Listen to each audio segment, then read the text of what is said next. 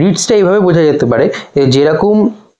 একজন পেশেন্ট তার কোনো ডিজিজ হলে ডাক্তারবাবুর কাছে যান তার রেমেডির জন্য, তার প্রতিকারের জন্য,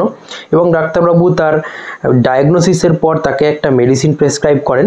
ঠিক সেই রকমই যদি কোনো নাগরিক তার ফান্ডামেন্টাল রাইটস ভায়োলেটেড হয়েছে বলে সুপ্রিম কোর্টের দ্বারস্থ হন, তখন সুপ্রিম কোর্ট, মহামান্য সুপ্রিম কোর্ট বা মহামান্য হাইকোর্ট তখন কি করেন, তখন তার যে অভিযোগ সেটাকে যাচাই করে দেখেন যে সত্যি তার ফান্ডামেন্টাল রাইটস ভায়োলেট হয়েছে কিনা, বা কি ফান্ডামেন্টাল রাইটস ভায়োলেটেড হয়েছে, এবং সেই অনুযায়ী